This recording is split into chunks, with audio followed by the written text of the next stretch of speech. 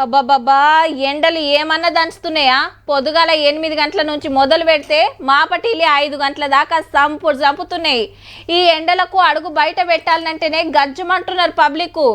అట్లని ఇంట్లో కూర్చొని ఉంటే కుదరదాయే. పండ్ల మీద ఓతోళ్ళు తొవ్వ పక్కకు చిన్న చిన్న దందాలు చేస్తోళ్ళదైతే చిన్న గోస కాదు. బండ్ల మీద తిరిగేటోళ్ళు బుత్తంత దూరం పోవుడు, చెట్ల నీడ చూసుకొని ఆగుడు నడుస్తుంది. ఇది మన తాన. కానీ గీడ చూడుర్రి,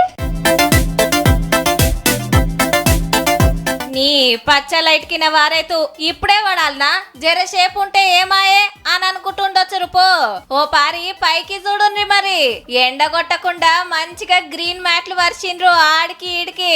ఈడికెళ్ళి ఇంకో సిగ్నల్ కాడికి పోతే ఆడ సుత చక్కటి నీడ సౌలతి. పబ్లిక్ ను గింత సల్లగా చూసుకుంటుంది ఏడంటే పాండిచ్చేరిలా. ఆడసుత ఎండలు చంపుతున్నాయి. పగటి పూట రోడ్ల మీద తిరిగేటోళ్లకు సుక్కలాగు పడుతున్నాయి. గా తిప్పలు చూడలేక సిగ్నల్ల కాడ స్వచ్ఛంద సంఘాలు సర్కార్ ఆఫీసర్లు కలిసి గీకమతి చేసిండ్రు. అబ్బా ఎర్ర లైట్ ఇంకింత జెర్సేపు ఉంటే బాగుండే అని ఫీల్ అవుతుండ్రట బండ్ల మీద తిరిగేటోళ్ళు.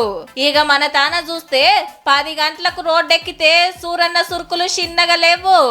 ఇంత సిగ్నల్ గిట్లా పడ్డదనుకో, మీదికెళ్ళి ఎండ, కిందికెళ్ళి డాంబారి ఏడి, పక్కకెళ్ళి అగరగాలి, ముంగట్కెళ్ళి బండ్ల పొగ. అర్ధగంట సేపు తిరిగితే అవ్వయ్యలు యాదికొస్తున్నారు ఎండలు చేయబట్టుకే. ఉడకపోతా చెమటలు గారుడు ఎటు వశపడకుంటుంది. ఏడ నీడుంటదా ఏడ చెట్టుంటదా అని ఉరుకుతుండ్రు. మన కాడ కూడా సిగ్నల్ల కాడ గిట్ల పందిర్లు కడితే బాగుండే అనిపిస్తుందిలే.